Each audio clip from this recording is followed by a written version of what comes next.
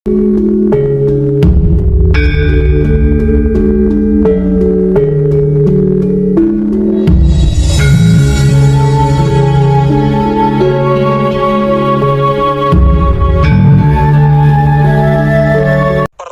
sakral dari seorang kadang kepada saya tentang laku murni menuju suci.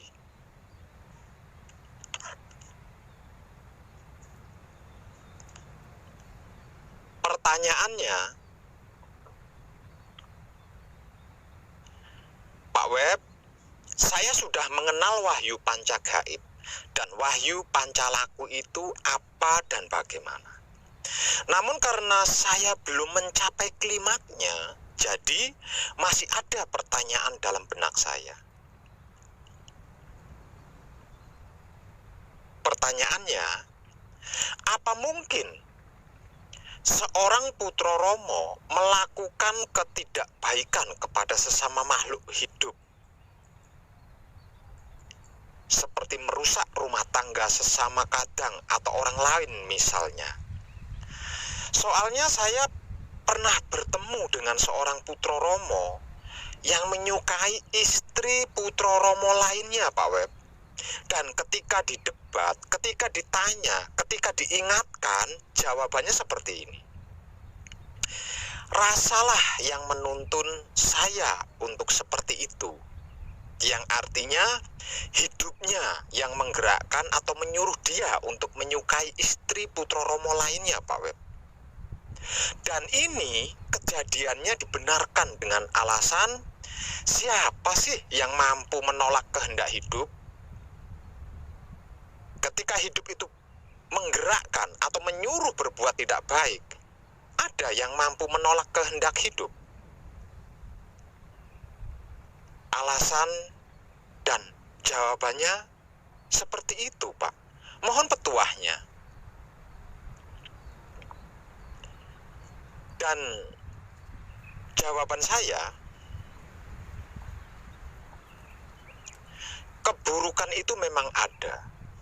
Karena pendamping kebaikan itu adalah keburukan.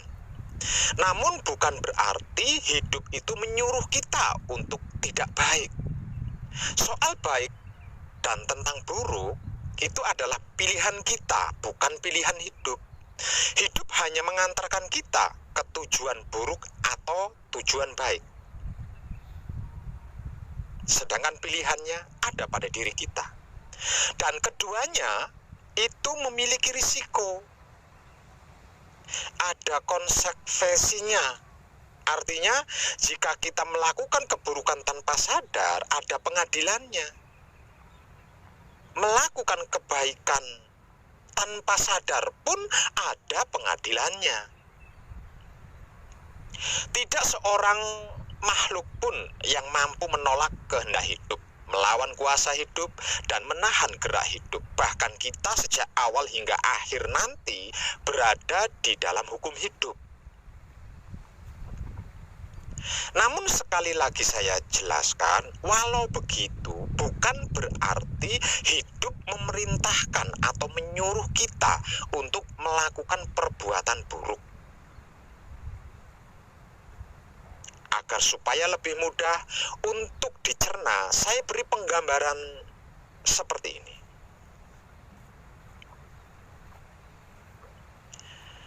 Jika harus diumpamakan sebuah rumah dan penghuninya, wujud tubuh manusia itu adalah rumah, dan hidup itu adalah pemilik dan penghuni rumahnya.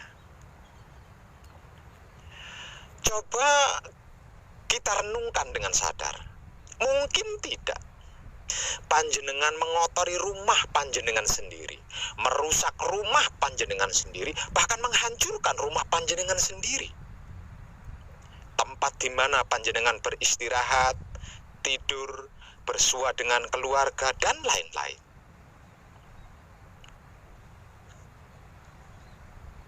Sepertinya tidak mungkin, bukan? Yang ada juga malah dibersihkan, dirawat, bahkan diperindah, dipercantik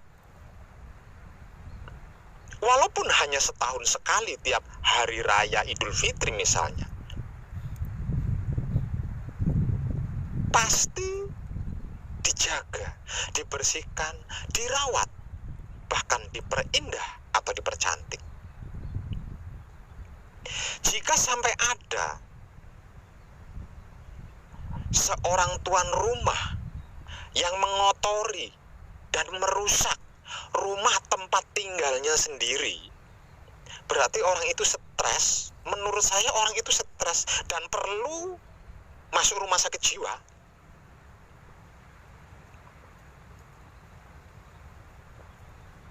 Masa iya hidup itu stres sehingga dia mempermalukan dan menghinakan tubuh tempat tinggalnya sendiri?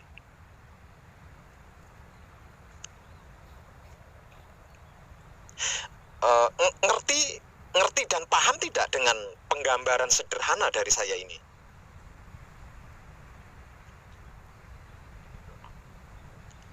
Pertanyaan kedua, Pak Web, saya sudah mengenal wahyu panca gaib dan wahyu pancalaku itu apa dan bagaimana. Namun karena saya belum mencapai klimaknya, jadi masih ada pertanyaan dalam benak saya. Apa mungkin Pak Web, seorang putra Romo melakukan pemujaan bangsa jin untuk mendapatkan kekayaan duniawi seperti pesugihan atau jimat-jimat misalnya yang mengacu kepada kekayaan? Sampai-sampai ada yang mengorbankan keluarganya sebagai tumbal pesugihan agar supaya lebih mudah. Saya ulangi, agar supaya lebih mudah untuk dicerna, saya beri penggambaran sama seperti jawaban di pertanyaan pertama tadi.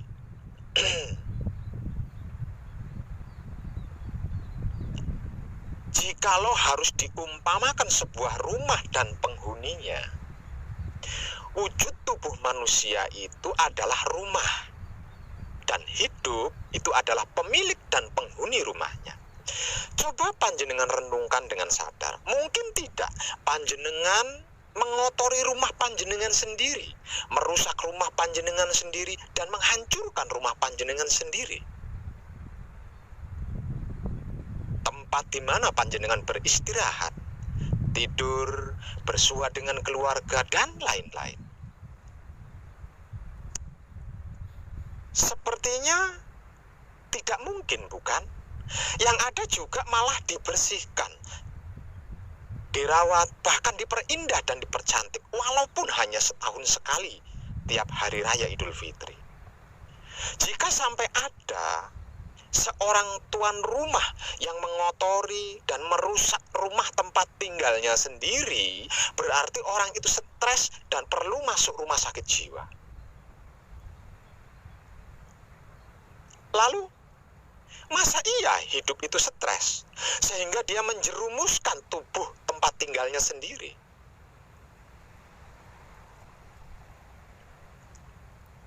Ngerti nggak? Paham nggak dengan penggambaran sederhana dari saya ini?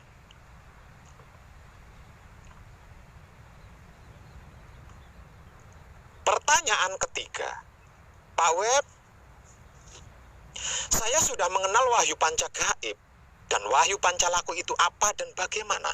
Namun karena saya belum mencapai klimaknya, jadi masih ada pertanyaan dalam benak saya. Pertanyaannya,